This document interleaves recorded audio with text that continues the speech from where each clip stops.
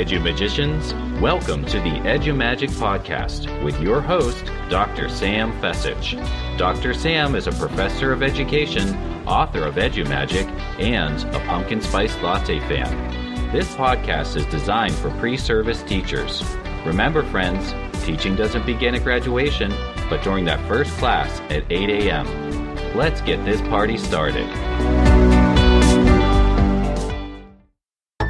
Hi, I'm Jen Giffen from Shooks and Gift the Podcast, a part of the Education Podcast Network, just like the show you're listening to now. Shows on the network are individually owned and opinions expressed may not reflect others. Find other interesting education podcasts at edupodcastnetwork.com.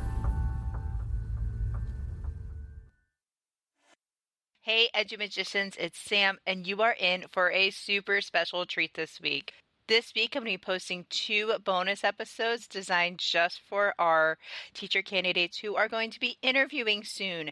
These episodes include questions, most common questions asked from all of you, and best practices to get you interview ready. These bonus episodes are based on my new course designed with Candace Green called Interview 101 Teacher Edition.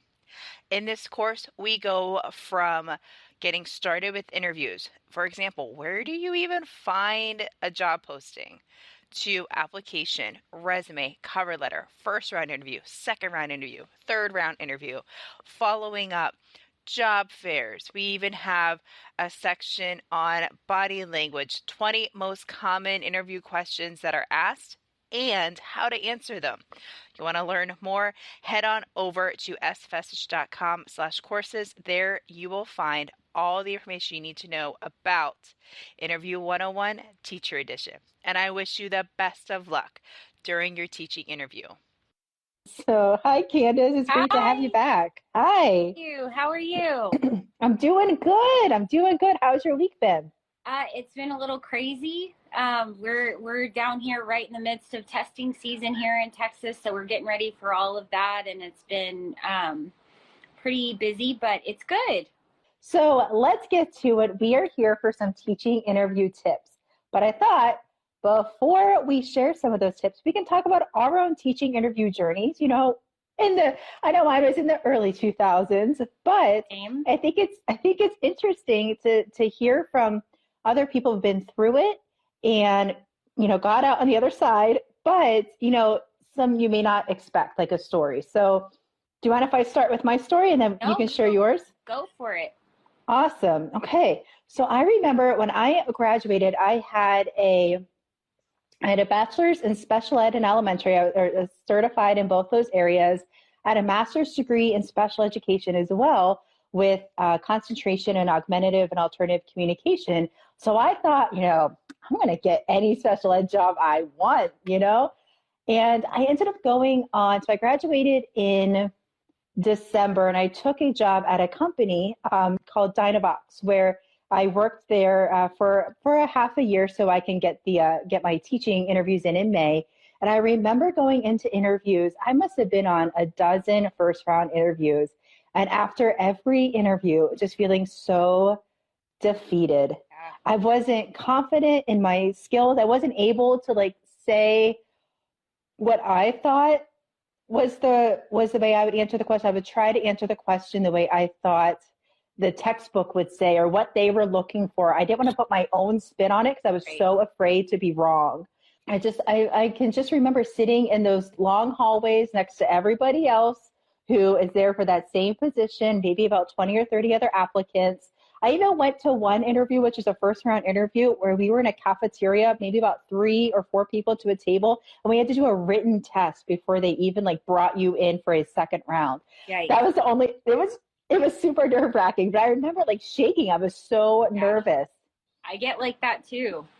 It was crazy. So first round interviews can be tough. And I think, if we think back to our own experiences and just that feeling of, I'm never going to get a job. Should I take this job?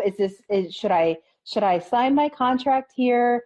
Or maybe I should wait out for that other interview. When should I contact them back? if I went in for a second round, should I contact them back right away? I'm super excited.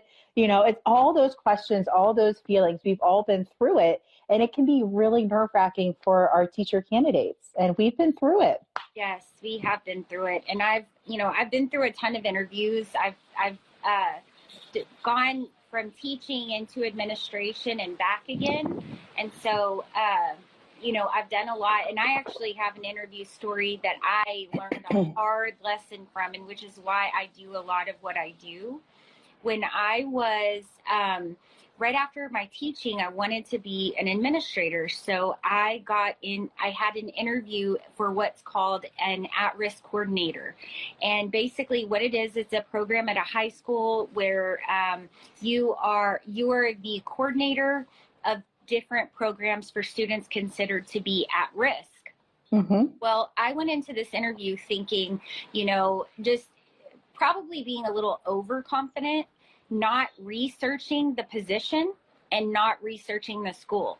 One of the questions on there was, what are the 12 or 13 reasons that a student can be at risk? Well, I never studied that. Wow. And so I was completely caught off guard. And it was so embarrassing. And I learned the biggest lesson. Well, they were actually hiring 2 of those positions in that district. So from that interview, I went home. I really researched the school and studied the job description so that I knew exactly what is an at-risk student, how do they qualify, what would my job look like. So I was prepared in the interview. And I got that, the other position, I got that.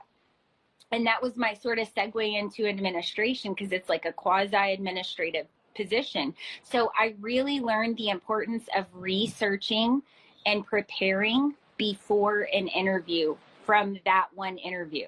And it really helped with my anxiety, getting nervous, with my confidence. The second one, I was so much more confident because I knew what I was talking about, Mm-hmm. So yeah, I have been there. It's hard interviewing, and I've learned so much, and I have so many tips that I can just get, if I could just give them to people, I think it's interesting for people to see, they've been through the interview and the process, and they did okay, and they got a job and everything. So a couple of questions that came in on that Instagram story was, one was, I just got a first round interview. How long should I wait to follow up? I'm really excited about this position, and I thought I did great during the interview. Should I email a follow-up? Like, now it's been like 2 days. So when should they follow up after a first round interview? So in my opinion, I would follow up immediately. Like right after you do that first round interview, I would follow up and just say, thanks so much for the opportunity. I really appreciate it. I think it's never too early to follow up after a first round or even a second round. You really should do that as soon as possible, in my opinion. And who should we follow up with? Should we follow up with the administrative assistant, a principal, all the above? Well, one thing that you can always do is when you go into the waiting room, you want to become friends with that secretary, because that secretary is the person that has the principal's ear, the assistant principal's ear, and they really do a lot in that school. So you really want to befriend them, be very nice to them, and ask them questions. Ask them. So, hey, after this first round interview, if I want to follow up with someone, should I email the assistant principal? Should I email you or the principal? I would certainly ask them.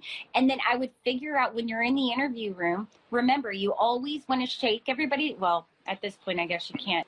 Everybody's names. And then when you leave, now you'll know who to contact. Yes. I love that idea. Another question that came in during the interview, this is going to be like rapid fire questions, sorry.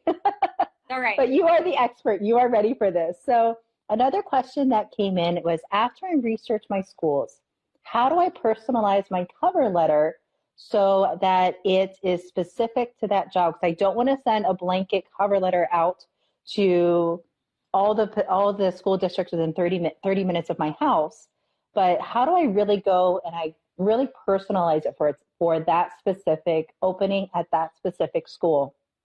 So you really want to find out who you are sending this cover letter to. So if you're sending the cover letter to the principal, you want to address the cover letter to the principal. You don't want to just say to whom it may concern.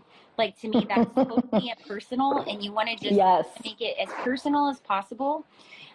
You also want to mention the school in the cover letter. So, I look forward to being able to serve the students of, blank elementary or whatever.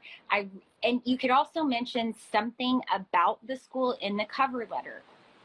I really love your character program that you guys have, and I would love to be a part of that and initiate that in my morning meetings, something, and you want to put in something specific to that school in your cover letter when you send it, and of course, when you send the resume and cover letter, I always suggest to CC that principal's secretary, because that person is so much more important than people think. That person, a lot of times, they're the ones who organize the meetings or the interviews. They're the ones who have the principal's ears. They're the ones who are going to kind of sift through some of that stuff and give their opinions. So it's super important to always CC that principal's secretary when you send it to anybody. Right. Now, if you're going for a district, if you're submitting this to a district and you're not quite sure of the specific, there's a lot of district pools. And if you're wanting to get your name into the district, you can look up that human resources director on the district website and address it to that person. Great. Now I'm going to press on the topic. This wasn't one that was asked, but I have the question. So if you get a call from the administrative assistant saying, hey, we are going to do first round interviews. Can you come in? We're doing it from 8 to 10 a.m. on Wednesday. Can you come in? What if that time doesn't work for you? Is it unprofessional to ask for a different time? How do you even start to have that conversation without sounding maybe inconsiderate, or maybe like, well, that's not going to work out? Like, how do you make that sound professional? Okay, so I believe that you can say almost anything if you say it in a very kind and nice way.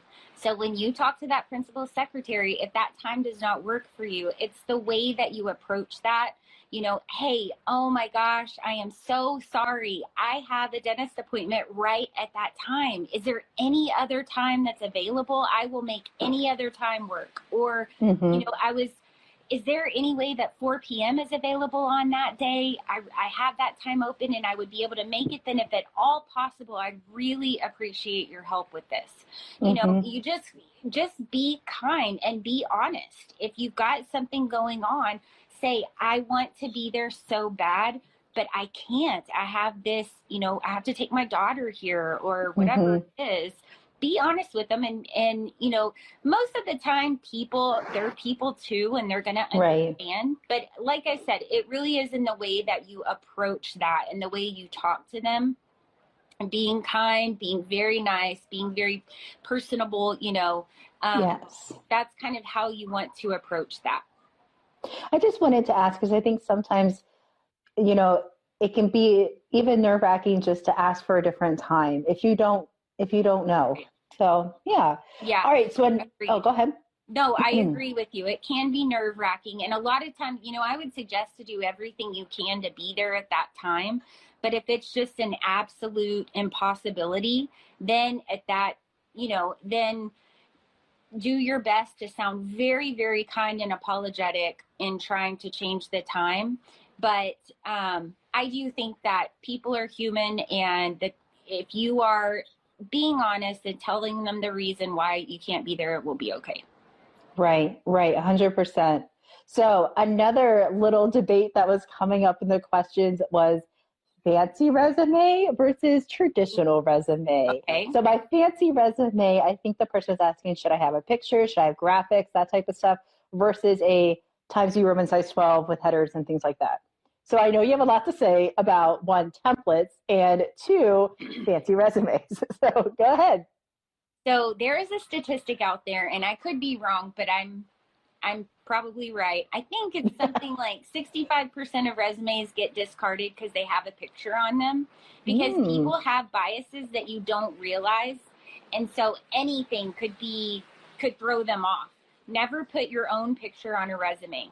Now, because times are different, like with virtual learning and everything that's kind of happening right now, I really feel like a very up-to-date formatted resume is important, because you want to show that you're tech savvy, you know how to do that stuff.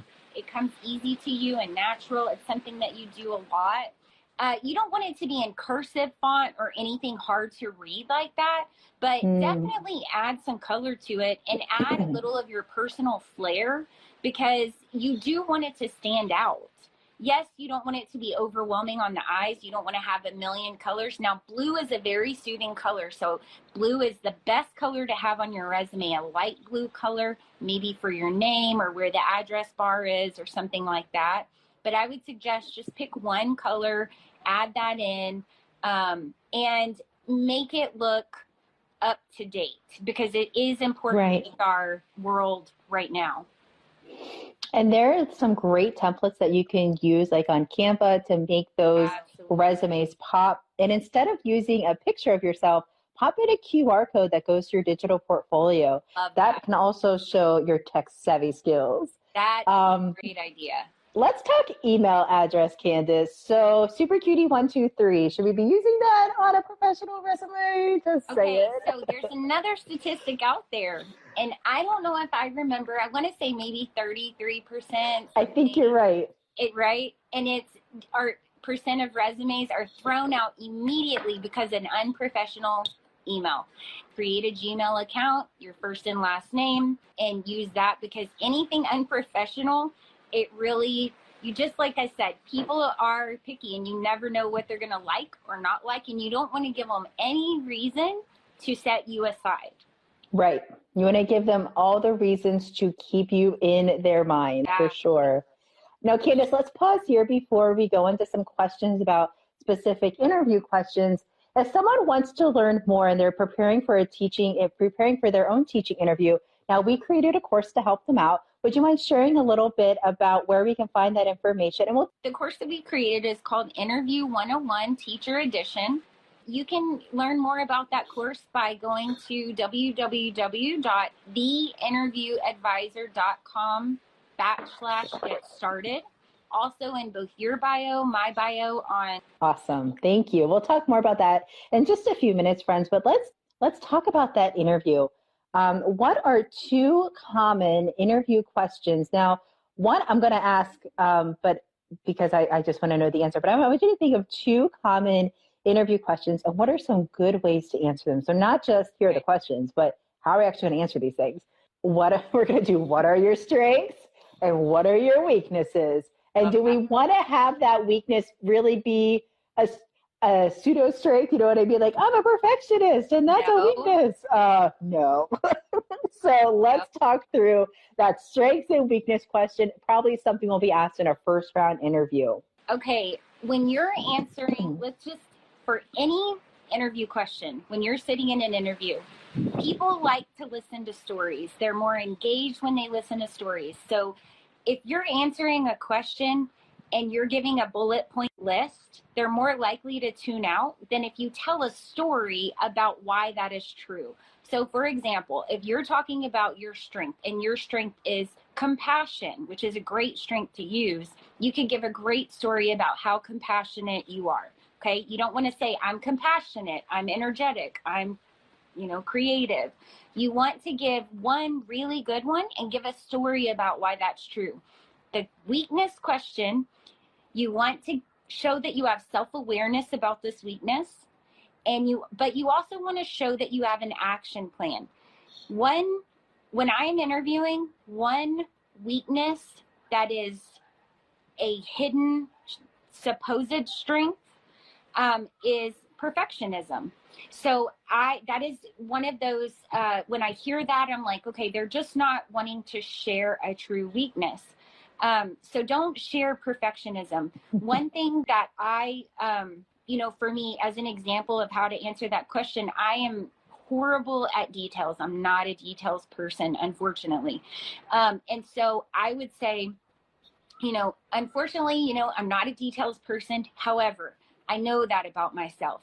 And so what I do is anytime I have a project or anything that requires very detailed work, I always make sure that I find someone who I know is detail oriented to review my work before I put it out. So I'm showing that I have self-awareness, and then I'm also showing that I have an action plan to overcome that. So I do have a weakness, but I know that about myself and I know how to fix it. I love that. And you're giving them an action plan as to how you're working on that weakness. We all have glows and grows. We really do. Yeah. We really do. And that's okay. It's okay. And you want to be honest. Like when you're talking about that stuff, you want to be human, and, you don't want to be someone who comes across as arrogant. Does not go over well with interviewers because, they have to work with this person. So appearing human, showing that you do have a weakness, but you have a plan is always a good thing. And then what are 2 other common interview questions that we might be asked either first, second, or third round interviews? Okay. I would say one common question would be specific to the, subject area that you're going to teach. So for example, if you're going to do 6th grade English language arts. Okay, so one novel that we read in English language arts is, The Giver. How would you take The Giver and make it more engaging for your students? I don't know, but you need to be ready for that specific subject area, that the curriculum within there. One thing that I suggest to do is you can go on to most district websites or school websites will show the curriculum that they use and what they're covering. And a lot of them will put up what is called a YAG, the year at a glance. And it'll kind of show first 9 weeks, second 9 weeks, third 9 weeks, fourth 9 weeks. You can kind of figure out what they're covering at that point so that you have an idea, especially for those second and third round interviews. You really want to know where are they in the curriculum, because those are the types of questions they're going to ask you about. The other thing is, another very common question that you're going to see is related to scores. Unfortunately, testing does go, it goes a long way. So you're going to see a lot of those questions, so if you've reviewed our scores, what is one area of weakness that we have, and what do you suggest to help that? That's been an interview question that a client of mine has had.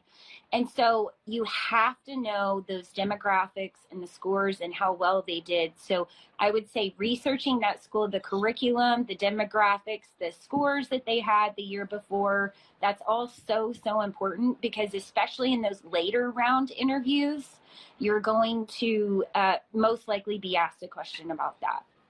Right. Oh, that's excellent.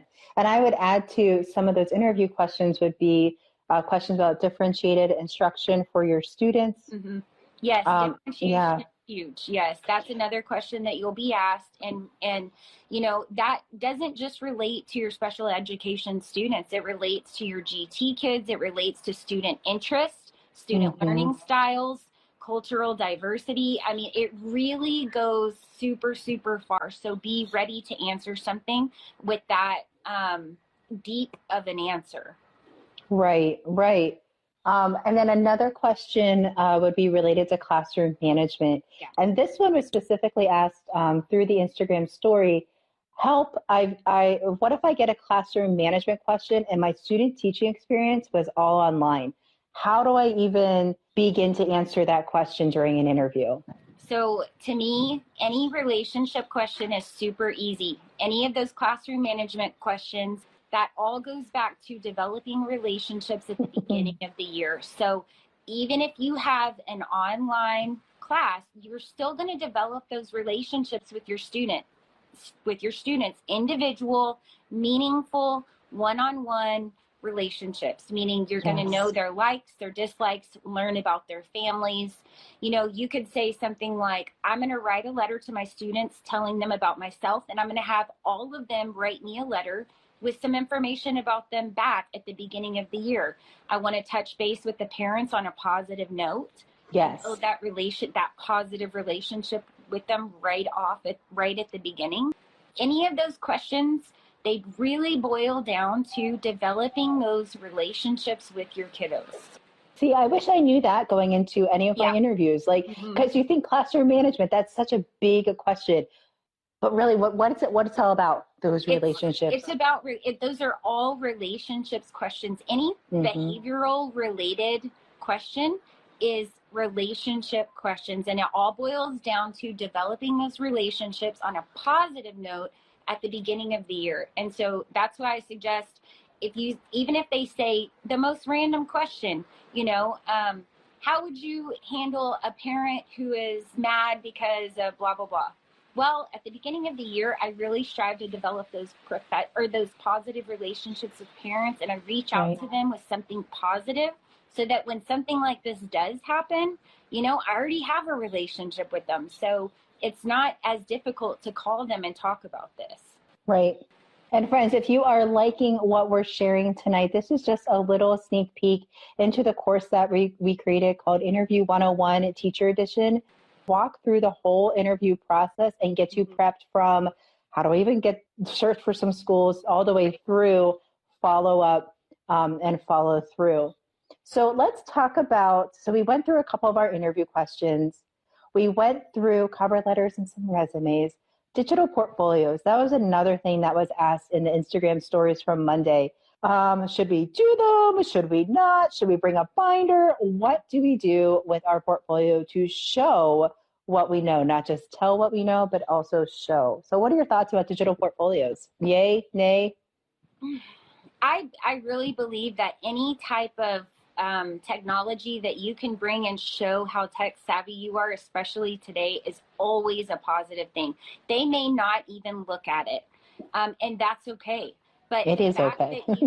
It's okay. The fact that you have it, it says so much about you that they may not feel the need to look at it. So yes, I would say definitely a portfolio. Especially, I had a really great interview one time, and we ended up hiring this teacher because she got onto, it was a virtual interview, and it was actually over the summer, and she had her digital portfolio, she attached it into the chat. She put a link to it in the chat.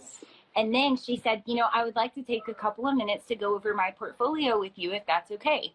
And she shared her screen. She showed us her portfolio, and it was super cool. And at that time, we were like, wow, we're going into remote learning. She is super savvy with tech. This is amazing. And so I can't say enough about digital portfolios. Like I said, they may not look at them, but it doesn't matter. The fact that you have one says a lot about you. Right. And we've had several graduates go on to add to their portfolios that they made in college or to edit and adjust for their first year because they might need a first year teaching portfolio. So that's always been an interesting journey to see, like, okay, I have these skills already. I don't have to worry about recreating the wheel. I can just update and add and edit and all those things. Absolutely. So let's finish up with, we've done our interview, and it's between us and another candidate. What are some ways we can really stand out in that last round interview? What is one way that we can really stand out? I really think it's how you end the interview. You want to leave a lasting impression. And how do you do that? Well, you get people to talk about themselves because people love to talk about themselves. So you ask the interviewers a story or a question about them. So, hey guys, do you have any questions for us? Yeah, I do. I would love to know, what do you love most about working here? Yes. Or what have you learned, from your time here? If you could give a new teacher any piece of advice, what would it be? That's a great one. To get them talking about themselves. Because then you're building rapport with them. They're like, oh, they're interested in me. And it's just, subconscious, but you're still building rapport with that person, and you're ending on a positive note. So that's what I would suggest, is ask a question about the interviewer, not about yourself. Yes. So when they say, what questions do you have? Don't say nothing. Exactly. But really make that time, think about that. meaningful. You don't want to Yes. waste anybody's time. I would ask maybe 1 or 2 questions, no more than that. Even one question is perfectly fine if it's a really good one. And like I said, if you're asking them to talk about themselves, they're going to love it. So that's the perfect way to end the interview. Now, I have one more question that came in from our stories, and then we'll finish up and talk about the course that we're offering. Okay. So one question that came in from the stories was, all right, so I had 2-round interviews, and I got offered a job at one school, but I want to hold out to see if I'm offered the other job. What do I say to school A while I wait for school B to make their decision? How do I handle that professionally? So I've had a client put in that position before, and what happened was she was very honest with the first school and said, I do have another interview at this school, and it is closer to my house, or whatever the reason was, and I would really love to be there. So I would love to go on that interview, but I also don't want to hurt my chances here. So she was very honest with them about the situation, and she ended up not getting the second position and going with that first one that she almost denied. So I can't tell you ultimately what the best decision is, because sometimes if you say that to a school, they're going to maybe get offended because you're say choosing another school over them. But if you feel strong enough that you have a good chance at that second interview, be honest with the first school and see what they say. Now, if you have no idea and you're really questioning it, I would probably take that first job, because you're not locked into a contract you're not locked into the contract until you actually sign the contract. And then that takes a couple of days, usually about 10 days. So you do still have that little bit of time. But that really is so hard to say. I mean, it's a sticky situation. It is. You have to really think about, how well do I know, how confident do I feel with the second position for me to be honest about this first position type thing. That's a hard one. Yeah, I know. And I was like, oh, yeah, I feel for you when you're in that position. Yeah. All right, Candace, so let's talk about the Interview 101 at Teacher Edition. Okay. We've been working on this, and we launched it this week, and we're very, very excited about it because it helps teacher candidates who are just in this stage in life where they're interviewing for new positions, when they're interviewing for a first position, a first teaching position. So we walk through, how do I even look to find a job? How do I customize that resume and that cover letter? What is a first round interview? What am I going to be asked? What do I wear? How do I prep? And then we even go into how to follow up like a pro. We talk about virtual interview tips as well, in-person interview tips, how body language affects your interview. Yeah.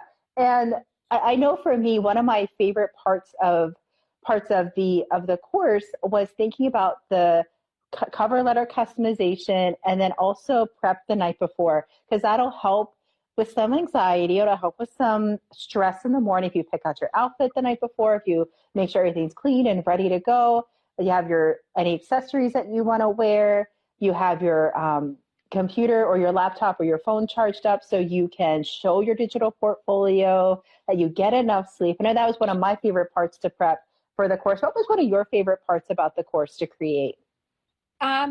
To create it, I really love talking about the different interview questions that you might face and ways that you can answer those, because I do know, I interviewed for several schools right out of student teaching, but I've had several clients who have not had any student teaching, and they're coming out of an alternative education and going right into teaching without that classroom experience. And so it's, how do I base where do I base my answers from? I have no classroom experience. And so I was really trying to be conscious of that when I was answering those questions, and helping you to think, or really giving you suggestions and ideas on how to answer those questions if you've never actually been in the classroom. And a lot of those questions really do boil down to behavior and building relationships. So I talk about that a lot. So that was probably my favorite part. It's just interesting to me, the psychology of it, and, you know, diving into those questions. And we go through a lot, and it's really the most common interview questions you will face as a teacher, and how to answer those questions. Yes, because getting a list of those questions is one thing, but how do I even go to answer them? That's a totally another story. Yes. I just have to go back to those interview questions because, you know, you can Google like common teaching interview questions and you're going to get a whole bunch of bullet pointed lists and things like that. But tips on how to answer them, I think that's where the power is in the course where, you know, hey, here's some strategies to get to the answer to this question. And just that little tip that you shared when it comes to classroom management and behavior, Sam, it's all about relationships. And it's like, oh yeah, I did know that. But, you know, when you're asked what's your classroom management strategy? That's what you go to is rules and procedures, but really classroom management boils down to, you know, they're gonna work for you if they love you. If they respect you, they're gonna, you know. So you it's really have to street. show them. Yeah, you have to show them that you care about them for them to respond. Yes. One more time for the people who just joined us, you can learn more about our course over at theinterviewadvisor.com/get-started. The link is in our bio, and we look forward to working with each of you, and we wish you the best of luck during teaching interview season. Look forward to hearing from any of you. Please reach out if you have any questions. Really happy to answer them.